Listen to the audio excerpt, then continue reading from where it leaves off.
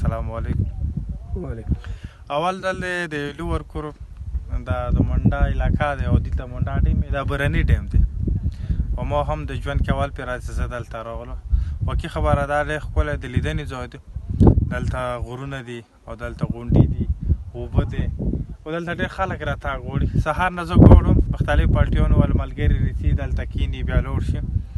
او زه هم هر هغه یوه علاقه څه هغه د پکنیک ځای لري او هر هغه علاقه څه هلته د خلکو راتګ کېږي. دا علاقه بیا د ټولو نه ښایسته هم کېدلی شي او د ټولو نه ښکلې هم کېدلی شي او دغې علاقې کې بیا د امن به هم یو ښه ښکلی خوند وي. بالکل. خو بدقسمتي مو دا وایي چې باوجود د دومره ښایسته ټیم دلته هر ځای کې لکه څنګه کورمې کې کمای دی دلته بیا هم د سهولتونو کمای دی. اول ټول نه غټ مشکله دلته دا دی چې دښته کم از کم کیلومیټر نه کم پوخ روډ دی.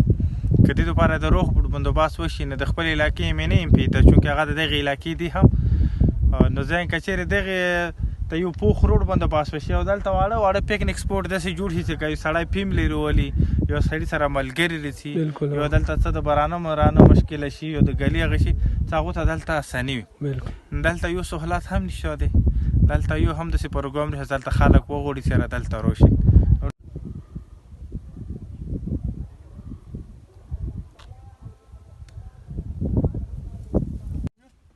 خپل ځواني کې باند نو خو هغه دی که نه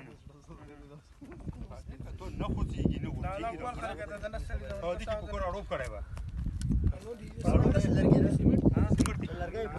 هسې یو اړوب ورته جوړولی به که نه پوه شي دا خو په سیمټ نه یا بند کړه دا دوباره هغه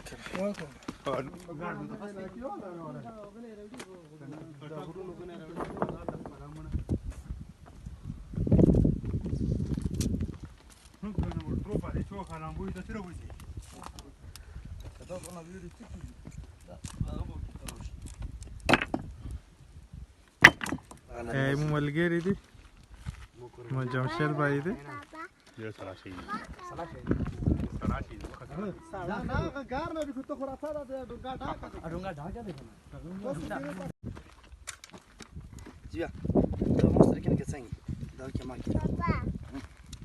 هذا قوما يا بيدوغل في خاطر سوني نترون هاري جروب ولا 70 اسيدني ولي روزانه دور مرغاویره چې د برانونو ټایم کې نه وي نو څه وایي وري ماته وبې کې خري بیا